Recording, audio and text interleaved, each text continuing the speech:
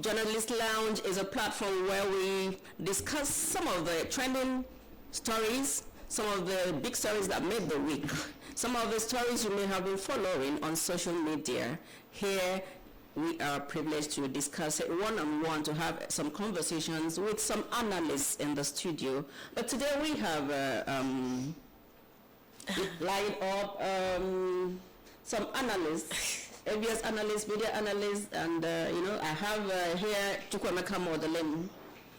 Good morning, DNC. Good morning, listeners. Welcome to another edition of Journalist Lounge.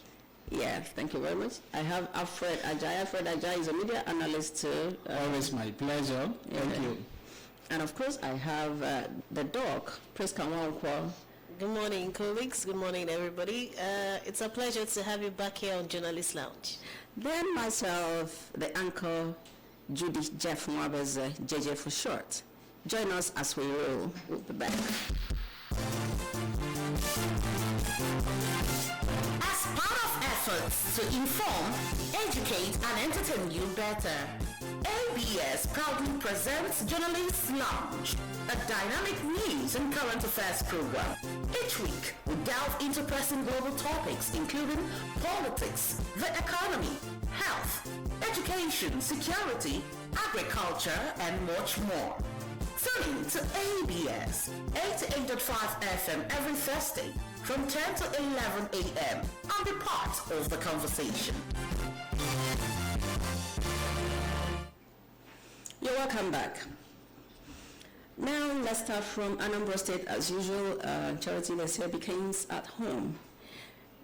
Recently, Anambra State Police Command announced that they have rearrested one Ikeme Funa Osai, a suspect in the kidnap and murder of a former representative at the Anambra State House of Assembly that represented Onitsha North 1 constituency in the person of Honorable Justice Azoka.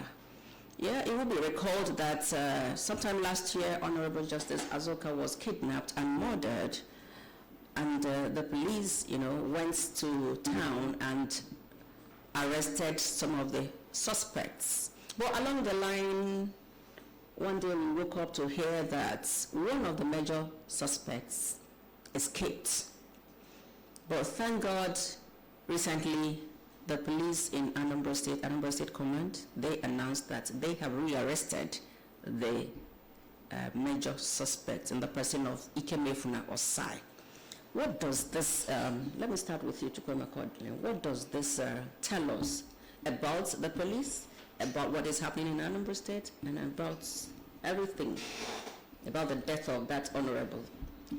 Let me start by commending Anambra State Police Command, for making us trust them again. This is what everybody expected them to do. The news about the rearrest of one of the suspects in the kidnap and murder of the member that represented Onitsha North 1 constituency in the Anambra State House of Assembly, late Honorable Justice Azoka, has been rearrested, is mind-blowing. Okay, this showed that Anambra State Police Command, are on top of their job. Okay, they are now working, to restore back the public confidence in the police.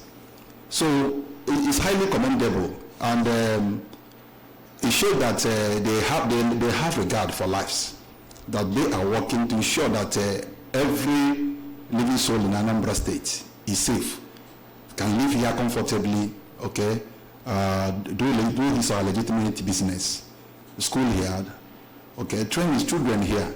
That is the kind of a state we want, and that is what Anambra State government is working for. Yeah. They should also, intensify efforts. It should not just stop it should not just stop here. They should also intensify efforts to rearrest the other suspects, because we know that they are two, okay, and bring them to justice. we blame them, we have blamed them, okay, for allowing the suspects to escape from their custody, okay, but now they have woken up from slumber. Okay, this is how to restore public confidence. This is how to make the people you are working for trust you, have confidence in them. Yeah. That when something like this happens, the police should be proactive. Okay, they should do the needful. They should swing into action. Okay, and address the problem. So they have shown us that they are there for us. They are here to protect lives and property.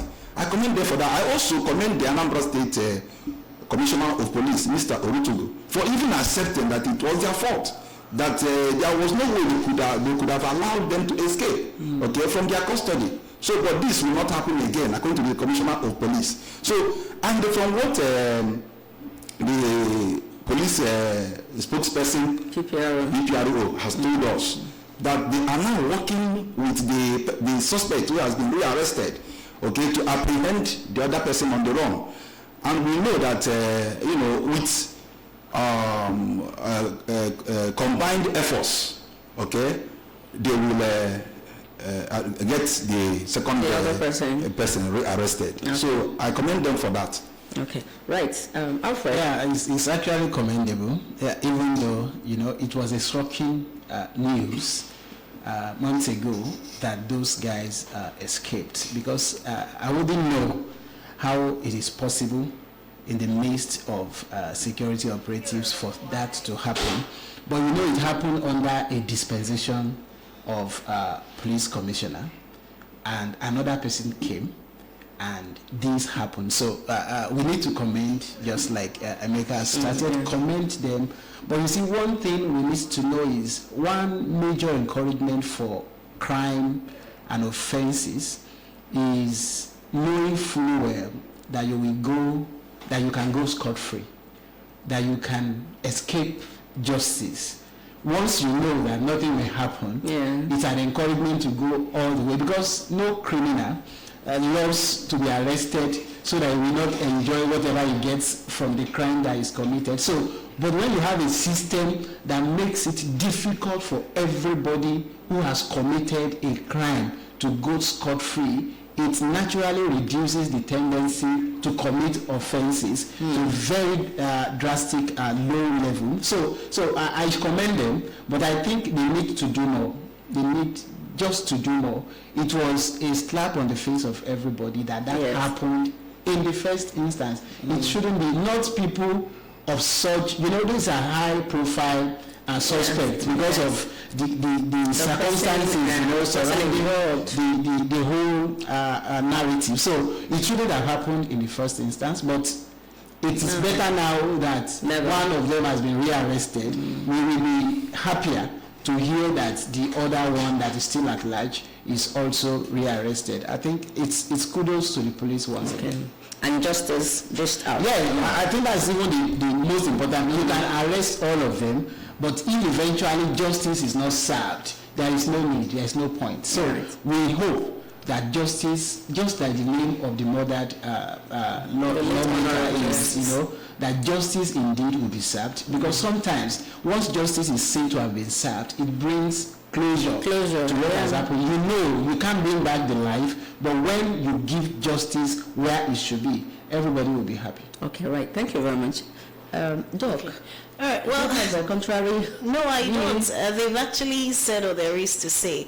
And it's also a call for our law enforcement agents to be more proactive, because when you hear that a suspect who was arrested escapes from custody, it makes the public lose trust in the system. So, it's not just even about commending them. It's basically a question of saying, Ozemezina. Because we commend you today, tomorrow somebody else escapes. That doesn't make sense. So I think more energy should be focused on prison reforms and supervision mechanisms, because every day you hear that people escape custody and you wonder how someone in custody can escape.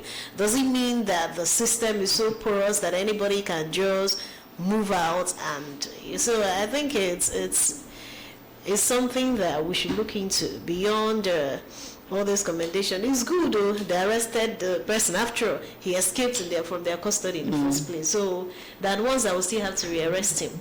Well, I think they should do better. Okay, to right. prevent a recurrence. Thank you very much. And let's hope it's not because a high-profile person was involved or is involved.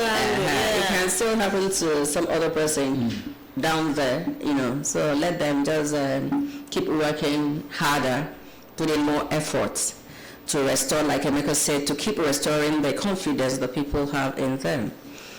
Now, still on security, we learned that over the week, recently, about 2 days ago or something, Boko Haram invaded or attacked a military formation in Maiduguri, Borno State, precisely, and killed 5 soldiers.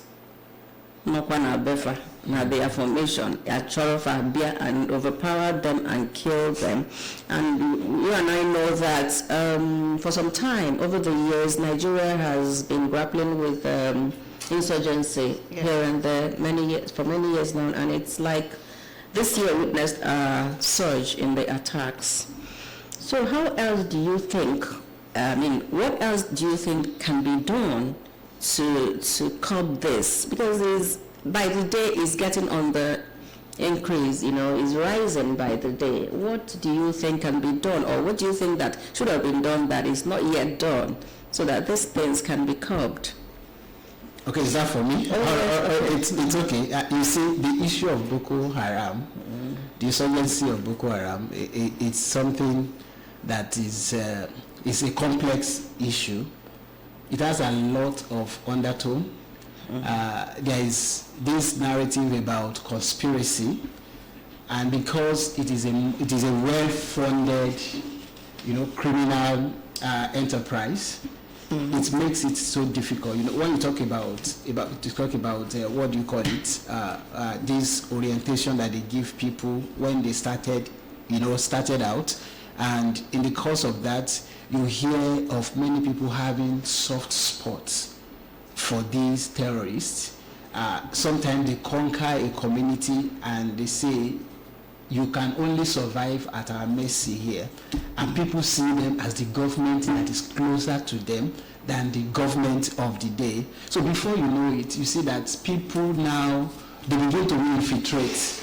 And that's why you see that sometimes, I am a journalist, sometimes we also do some investigative journalism, and I've seen colleagues, that ply their trade in the north, sharing a lot of shocking experiences about how the rank and files of the military are also involved in this issue of terrorism. Now, compare what is happening there. I know it's it's of higher scale than the insecurity we once had, in Anambra State, that was almost overrunning. But the response in Anambra was different from what you have seen in the north all these years. The response shows that there is no connivance between the people in government and those people who are running all of us out of town. But the response in the north, the response in Maiduguri, the response all these years have shown that there are people who are really bankrolling this. It has shown that there are people, highly placed people, who are also seem to be interested, who seem to be cashing out. And if I tell you, a lot of money is around this Boko Haram insurgency, talk about whether those people who perpetrate this crime, or you talk about people who are coming to give aid to victims. Money has been sunk into the northeast since this Boko Haram issue started. So it has become a means of survival for some people, and nobody likes to have seen an easiest means of surviving, and you just come and do all that you want to do and you think you can. But the one that is most unfortunate is that these people have gotten so much courage, so much effrontery to get into not even police formation. Sometimes many years that's ago, why I'm worried. when you say it's a police formation, somebody will say, go and try it with the military. But it has been tried over and over again under this dispensation of Boko Haram insurgency, and they seem not to answer. Most of the time, what happened is that there is somebody who allowed this, who paved the way for all this to happen. We've heard of sometimes you send your troops to go and carry out an operation, and as they were going, you have already alerted the enemies they were going to, and say this is what. In other words, you're saying that there's I think there is like, what do you call it? Like when you say like there should be somebody or people who are not really working together in the interest of the country. That is how something could happen. Now you come to information that is not for 5 persons, not for 2 persons, and you come like that, kill 5, and you go. And I'm not sure that report says that anybody was arrested. Not to my knowledge. Okay. So it's quite a concerning issue, and I think Nigeria should be concerned. Chukwemeka, what's your take on that? Yes, Alfred Ajayi said it all, but in addition to what he has said, late military head of state, General Sani Abacha, once said that if insurgency lasts more than 24 hours, the government has a hand in it. He said it, and all of us are seeing that today. When this thing did not start today, right from the time former President Goodluck Jonathan was at the helm of affairs, insurgency, kept disturbing his government. He tried his best to stop it, but all his efforts did not yield the desired fruit. These people, just like Alfred pointed out, are being sponsored by highly placed individuals. Before they attacked any community, or just like they did in Borno State, they must have been, told how to attack that area and go away. So, government should tackle the issue of insurgency immediately, because this thing has made us to be insecure in Nigeria. We can no longer, we find it difficult to have foreign investment in Nigeria because of insecurity. And I don't know why the federal government find it very difficult to tackle insecurity. Now, we are talking about 5 soldiers that have been murdered. Tomorrow we will hear about 150 soldiers that have been killed again from the same Boko Haram sect. Why is it that government cannot just do the needful? The purpose of government is the protection of lives and property. People, Nigerians, should be comfortable wherever they are, okay, to do their business. And that is that is the way it should be. We should not be playing politics with lives. If government wants to tackle Boko Haram, they know how to go about it. It's just like me saying that if I have a gun and somebody who is not well armed is coming to kill me, and I leave the person to take the gun from me and kill me, no, it does not make sense. So this thing will keep happening because government does not want to address it. Government does not want to tackle the problem. We keep talking here about insecurity, and at the end of the day, nothing seems to be done about it. People being killed by these people are human beings. They have family. They have people they take care of. They are people's husbands, uncles, nephews. So why can't they be treated as Nigerians? It is high time government started treating the issue of Boko Haram sect the way it should be done. That is my position on this. Okay, right. Thank you very much. And I keep wondering, if they could do that to soldiers, I wonder what would be the fate of ordinary citizens. Yes, that are not armed, that are not, they don't even have anything to defend themselves with. It's quite worrisome. Truly, it's worrisome because, and is this recent attack by Boko Haram is also raising the question of, every time when the government comes to the media, they keep claiming technical defeats, that Boko Haram has been defeated. There was even a time they started talking about something, repentance Boko Haram or something like that. Repentance members of Boko Haram, people that used to be in Boko Haram sets and they've now repented and they want to now reintegrate them to the system. And I'm like, I don't know, what are they talking about? Like, I don't understand.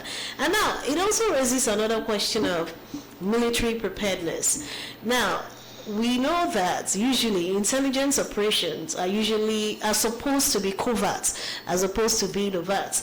In other words, people are not meant to know when it comes to intelligence your next move. Now, for this Boko Haram set to enter a military camp and kill some military men, it raises the question of how did they get information of where those people are going to be? How were they able to come in there without any other person seeing them? So it also raises the question of how prepared our military, because you can't just say you just enter an army base and you start killing military men. How did you get into that place in the first place? How did you know where they were going to be? How did you get the information to know where you were going to strike?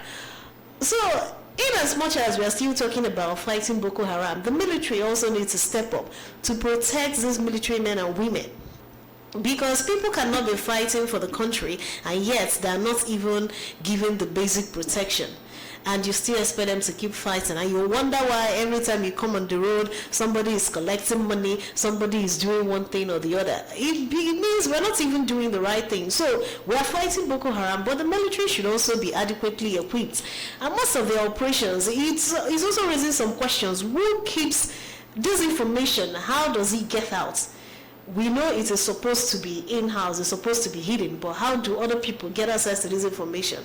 So I think they should start cleaning house, looking inwards to find out what the problem is. Correct. Thank you very much. We've heard it. Everybody, they should start cleaning the house. Let's know for those of us that will understand. Now, let's go over to, there's this thing that has been trending and quite worrisome too, the JAMB results. The results that were released some days ago.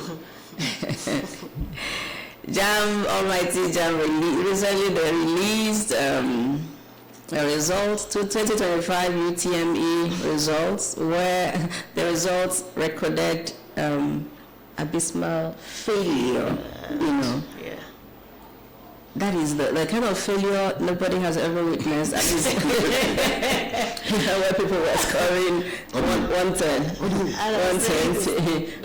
and stuff like that. And Jump.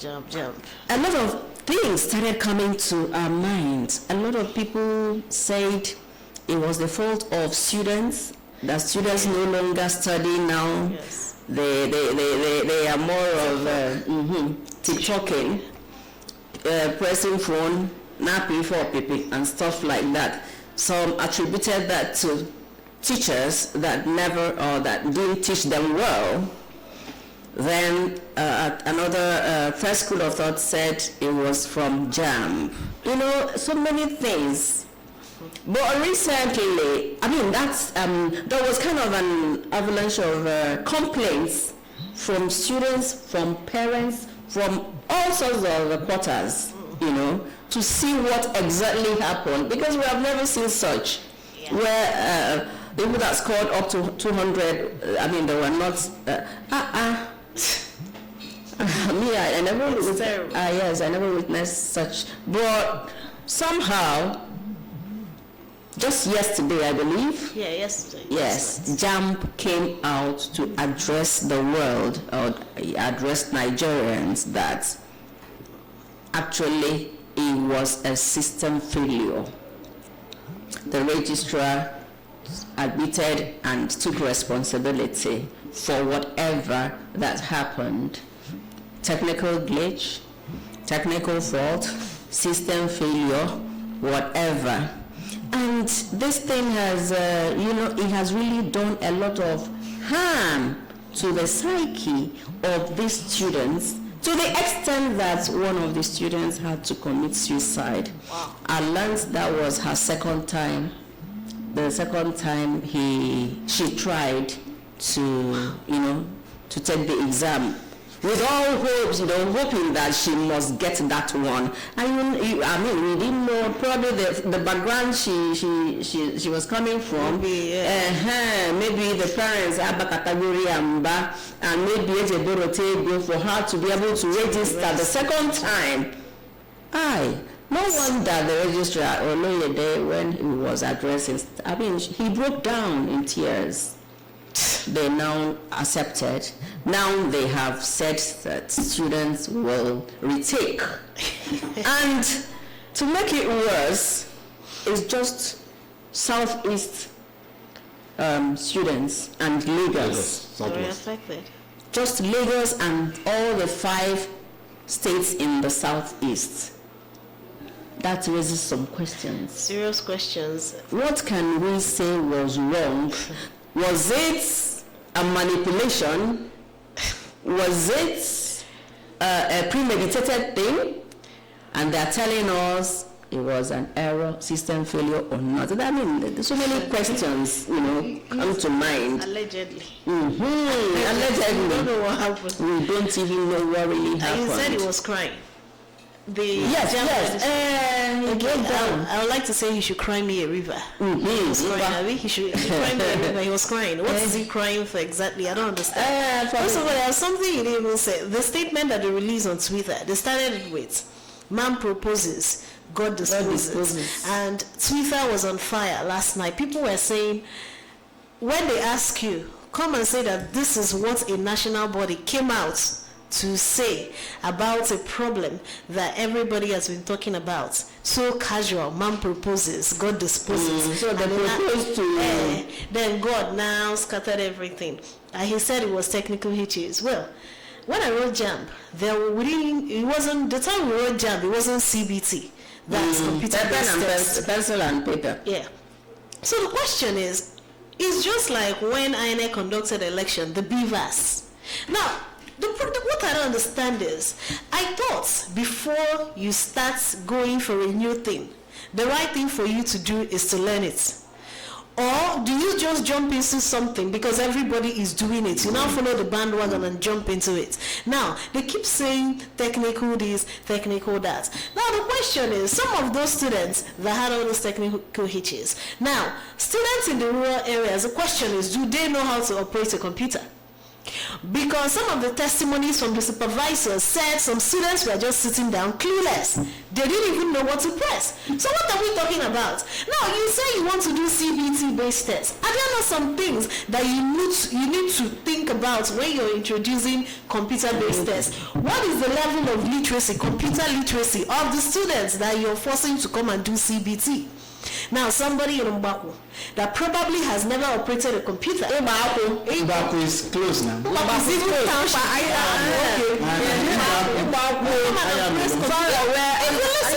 Anambra West. So the vigilators were saying when this issue started, most of them were claiming that some students came into the hall, they don't even know what to press. Some even answered questions and deleted it. And when they now came, and they left thinking that they answered all the questions. And you say, so all those things are part of the technical difficulties. Now, if you do not know how something works, why bother doing it in the first place?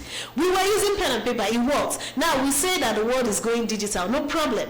It's good though, let everybody adopt modern technology. But the modern technology you're adopting, the people you're bringing in for, do they even know how to use it? So what is the essence? Every day you keep saying technical this, technical that, something that you know that is possible for you to handle.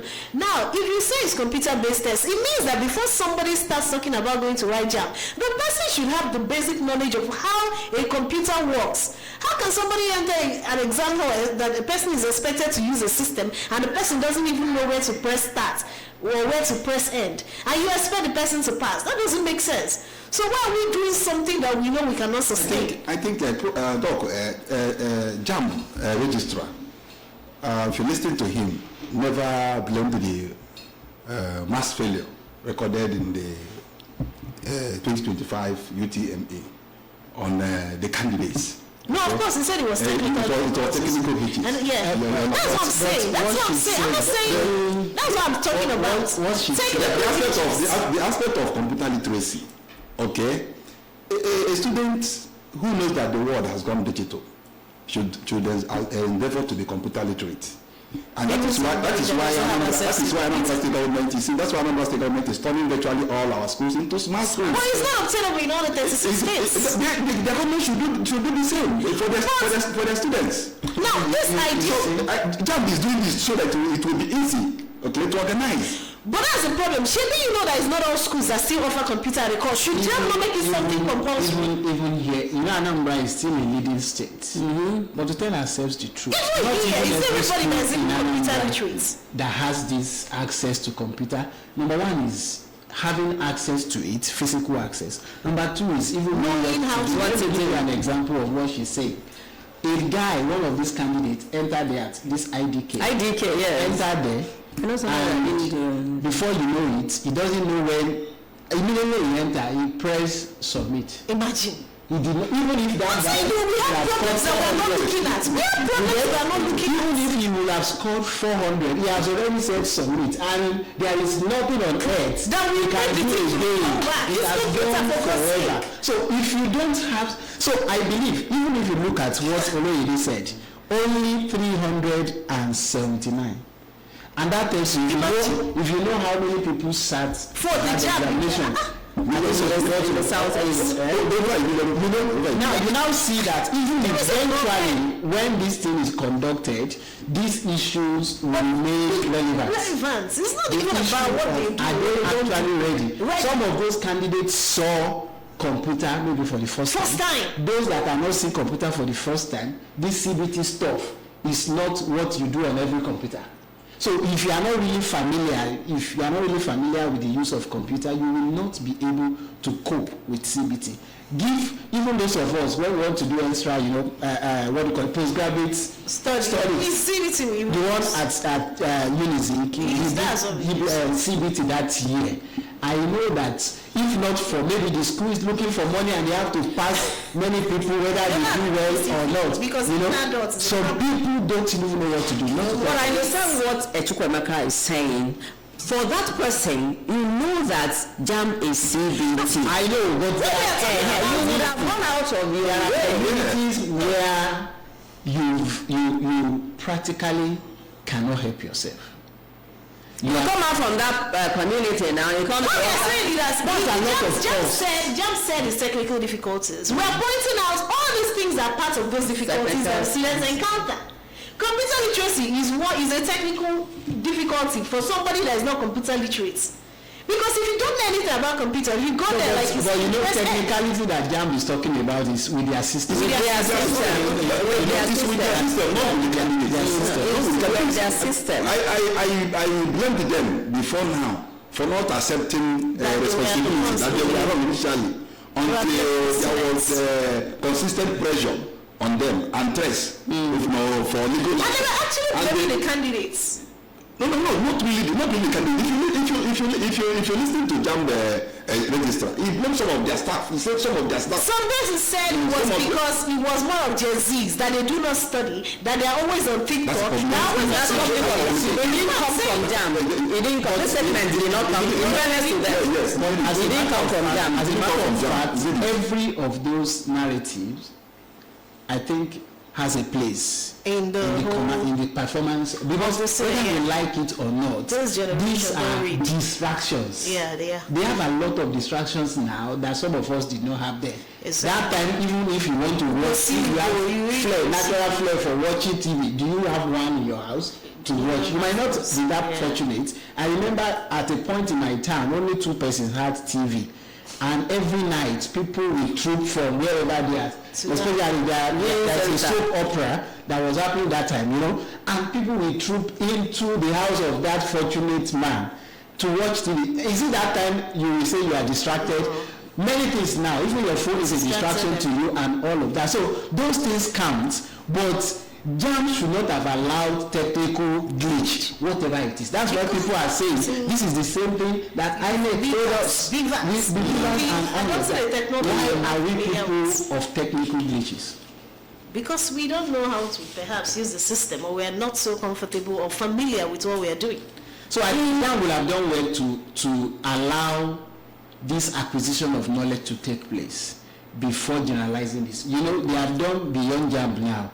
I think 2027 or so, they have already said they will start CBT or WAEC. So if I think it's beyond JAMB, it's beyond WAEC. The system should be able to adjust quickly. The governor should be able to adjust quickly. Make it you don't go technology, and you are receiving undue accolades here and there. Sometimes we pay attention to what I call a hard infrastructures and not soft infrastructure. This soft infrastructure has to do with this skills acquisition and all of that. Like Anambra. Like Anambra is doing. But then everybody needs to turn to soft infrastructure. Children in school should know how to do all these things so that they are going out. You want your children to go to America to study and all of that. How will they survive if now they come to CBT and click on submit from the beginning of the exam? The truth is that the technology has come to stay. Yeah. It has come to stay. You can't go back. You can't afford to go back to Egypt. If you are not computer literate, strive to be computer literate. Schools, government should make it compulsory. And provide the facilities. In all public schools. Functional facilities. Not antiquated. It's very, very, very important. Okay? The aspect I'm looking at this whole thing from is even JAMB admitting for the first time that they did something wrong. Yes, I commend them for that they did something wrong. Not saying no, that is the result. The scores the students recorded in the examination. Do you think it might be because of public opinion?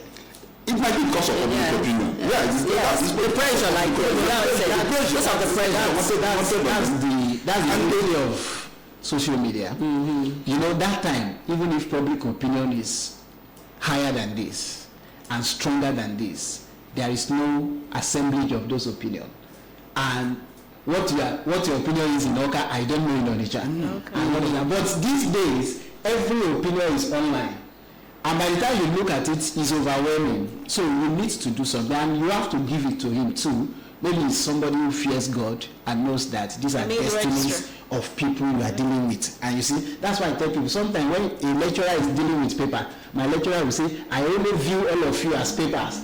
But then you should know that there is life in that paper, because that's destiny of people. So when you deal with it as ordinary paper, you should also know that there are lives, on that paper. So I think it's a good thing that he came out to own up. Yes. But the worry is this number. Is it actually only this number that were truly affected? And at the end of the day, like that person that submitted before he started. It's not of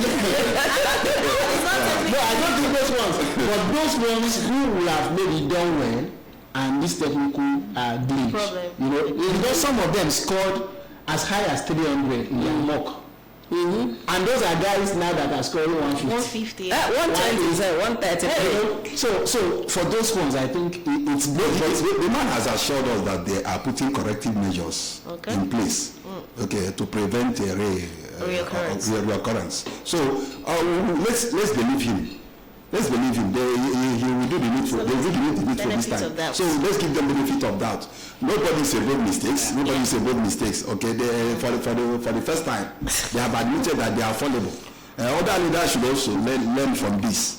If a leader makes a bad policy or mistakes, he should own up, accept this, that this is not in the best interest of the people, that this has done no harm to the people. So, and you retrace. Not telling us that, just like when our current president removed the fuel subsidy without putting corrective measures in place. Nigerians started lamenting about that. Saying you should have put in place plan B before doing this. And this is, you will see where it has landed all of us. And the president never came out one day to say, I'm sorry for doing this without doing this. All they keep telling us that this is not in our best interest. Is it in our best interest when it has skyrocketed the price of everything in the country? So this is one thing I like about JAMB registrar. for admitting that nobody is above mistakes. This thing was caused by our own technical and it goes to show that technology can still fail. And it goes to show that technology can still fail. It's not dependable. It's not dependable, okay? So it can still fail. Technology is being operated by human beings. Yeah. And those operating it can make mistakes. Yeah. And they can still correct their mistakes. It's about interest too.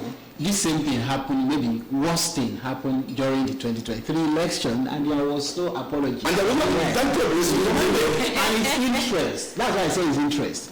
In this case, JAM does not have what interest of JAM has in those people failing.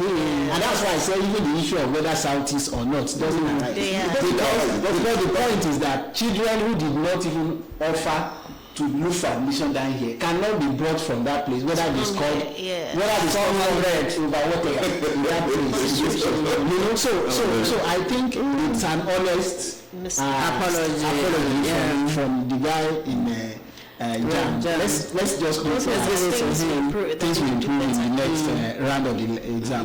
And these students, they are taking their WAEC now.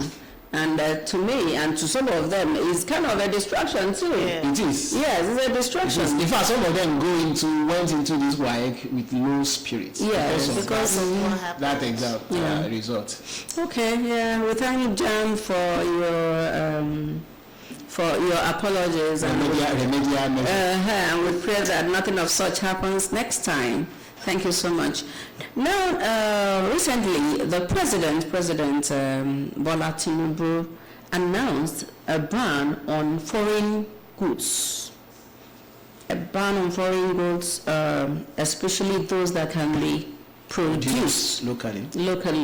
The government has banned them. And in as much as it's laudable, a lot of people have said it's laudable.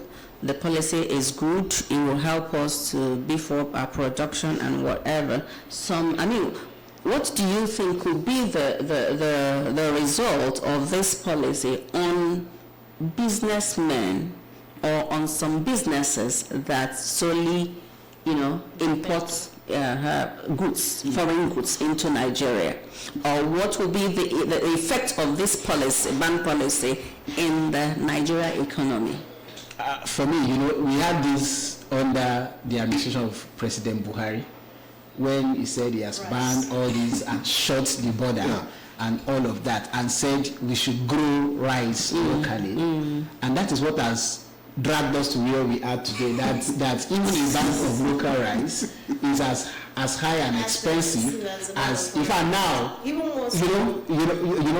so I think some of these policies may be good, but where we have huge problem is with the implementation. Some of the times we don't have the right approach to implementation, and before you know it, the measures that are meant to bring relief will now begin to bite people, and it's biting us. We should just bear it, and before you know it, 1 year will pass, 2 years will pass. For the 8 years of Buhari, we bore it, and nothing has come down. So I feel that even as much as it sounds good, but for me, that competitiveness also has a way of beating down the price. When you have people producing locally and they are also importing, but it has a way of beating down the price. Why we were at the mercy of local rice farmers was because they banned importation and there was no alternative of getting imported rice. And now we are at the mercy. And whatever they give us is what we are buying. So I think we need to, even the tendency for Nigerians to cash in on policies like this to further, victimize fellow citizens is also there. There are Shylocks everywhere. Yes. So they want to maximize profit because they see that these people don't have alternative again. So I think the government should not just do policies. They must also make sure they watch over the implementation of the policies and ensure they introduce measures that will make us not to be at the mercy of those who have the money to really cash in. Because the rich will maximize this. Yes. Why the poor will be struggling, and it has been struggle for survival for many years now, and I just pray that we will get it right with this. But I feel that it will sound good, but implementation will tell us whether this is the right thing to do at the time that everything is being increased. Everything, electricity tariff is increasing, telecommunication is increasing. Even to put your money for them to say money has come into your account in the bank, the alert, charge has increased and all of that. So at the same time, all this happening to citizens and we are helpless. But I know that it's a good thing to do if only the government will do the right thing to ensure that they do not take advantage of the hapless and helpless citizens. I agree with what you're saying, but I'm looking at it in another angle in terms of the production proper. Now, most times, yes, we are always advocating for local production, but the question is, can you really trust what you produce here in your country?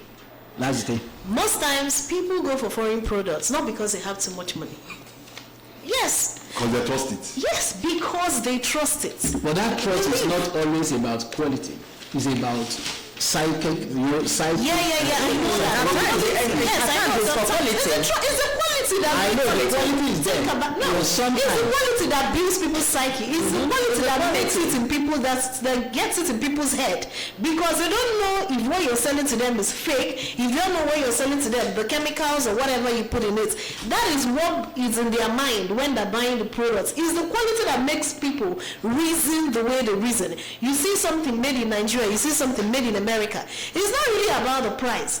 It's because in your head you've been conditioned to believe that here we are always cutting corners. There are things made in Nigeria today that people. That is the psyche now, because people are still comfortable with this foreign product because they don't even believe in the quality of the product. And let's be realistic. And that is why producers keep cutting corners to make more money without caring about that. That is why people these producers of rice, these rice farmers, some of them anyway, they will now go and get foreign bags and put even low quality. That's the problem. It's not to make us believe that this is foreign or near foreign. They shouldn't put us at their mercy and we cannot. So they are loopholes to all those things. For me, this policy is good.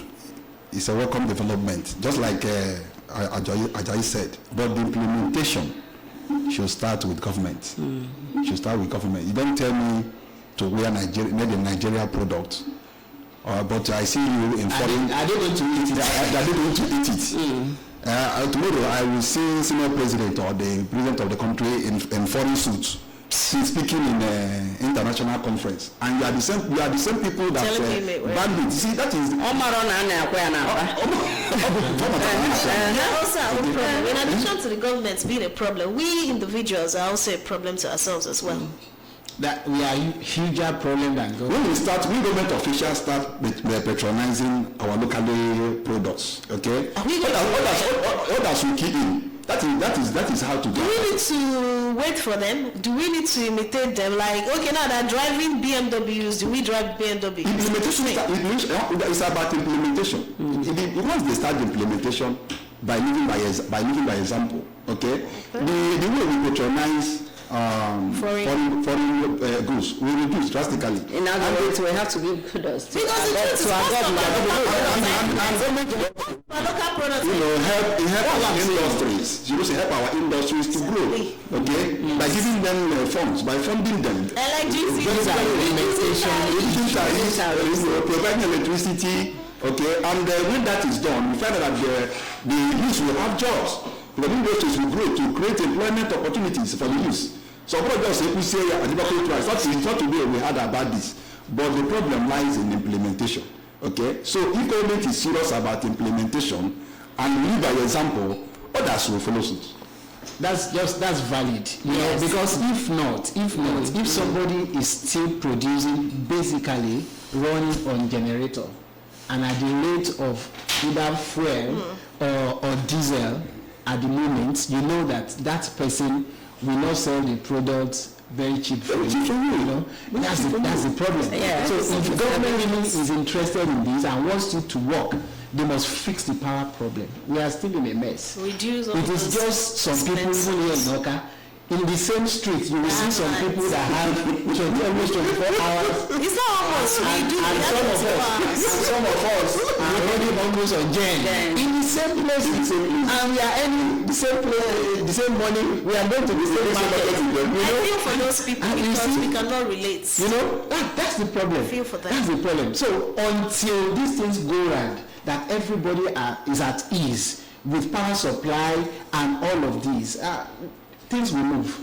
Okay, right. Thank you very much. For want of time, we may not be able to engage in another conversation, and I think this is where we draw the curtain for today on today's program, Journalist Lounge. Join us same time next week for another interesting edition of this our program, Journalist Lounge.